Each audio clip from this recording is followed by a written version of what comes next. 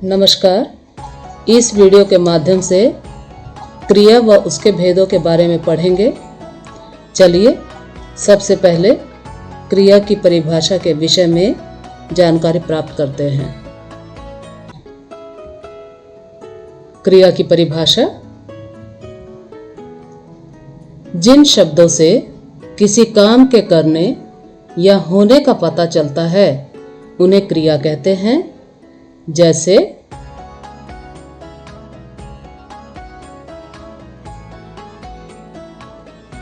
गाय घास खा रही है,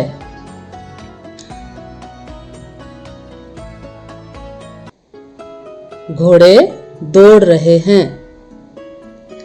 इन वाक्यों में खा रही है, दौड़ रहे हैं, ये क्रियापद हैं।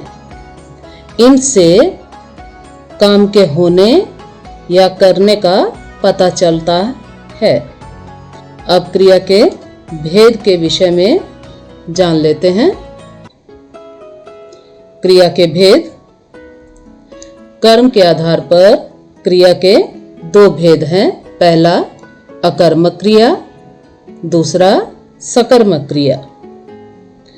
अकर्मक क्रिया समझने के लिए चलिए इसकी परिभाषा को पढ़ते हैं। अकर्मक क्रिया: जिस क्रिया में किसी कर्म की अपेक्षा नहीं रहती वह क्रिया अकर्मक क्रिया कहलाती है। जैसे पक्षी उड़ता है,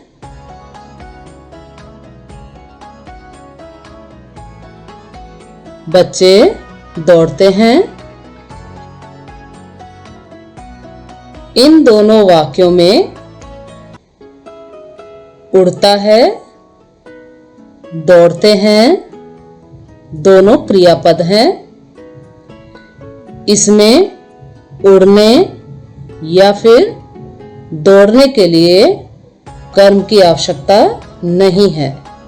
अतः ये दोनों क्रियाएं अकर्मक क्रियाएं हैं। अब बारी है सकर्मक क्रिया की। सबसे पहले सकर्मक क्रिया की परिभाषा को देखते हैं। जिस क्रिया में किसी कर्म की अपेक्षा रहती है वह क्रिया सकर्मक क्रिया कहलाती है। जैसे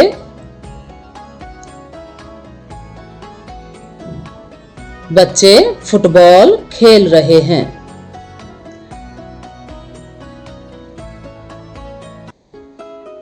मां भोजन पका रही है। पहले वाक्य में खेल रहे हैं और दूसरे वाक्य में पका रही है क्रियापद हैं। इन वाक्यों में किसी न किसी कर्म की जरूरत है। जैसे खेलने के लिए फुटबॉल और पकाने के लिए भोजन। इस तरह दोनों वाक्यों में सकर्मक क्रिया है। हमने अकर्मक क्रिया और सकर्मक क्रिया को तो पढ़ लिया, पर सबसे बड़ी समस्या आती है इन्हें पहचानने की। तो चलिए इसे भी समझ लेते हैं। अकर्मक और सकर्मक क्रिया की पहचान कैसे हम अकर्मक और सकर्मक क्रिया को पहचानेंगे? सबसे पहले पहला वाक्य, बच्चा हंस रहा है। इस वाक्य में हंस रहा है यह क्रियापद है। इस क्रियापद से पहले यहां पर क्या, किसे, किसको लगाकर प्रश्न पूछने या सवाल पूछने से क्या होता है, चलो प्रश्न करके देखते हैं कि जवाब मिलता है या नहीं। बच्चा क्या हंस रहा है।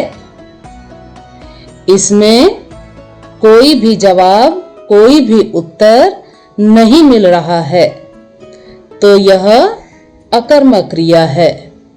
अब दूसरा वाक्य देख लेते हैं। दूसरा वाक्य है, रोहित पतंग उड़ा रहा है।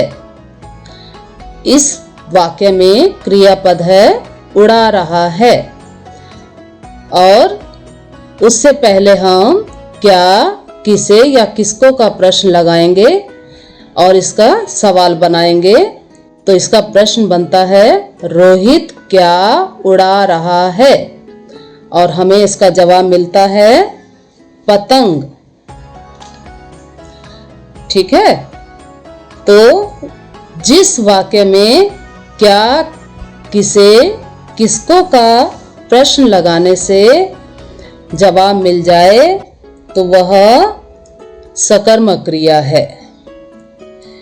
एक बात अवश्य याद रखें कि जिस वाक्य में क्रियापद से पहले हम क्या, किसे या किसको का प्रश्न लगाते हैं, तो यदि हमें जवाब मिलता है तो वह सकर्मक क्रिया है, और यदि जवाब नहीं मिल रहा है तो वह अकर्मक क्रिया है। इस तरह हमने इस वीडियो में क्रिया की परिभाषा और कर्म के आधार पर क्रिया के भेदों को जाना और समझा। धन्यवाद।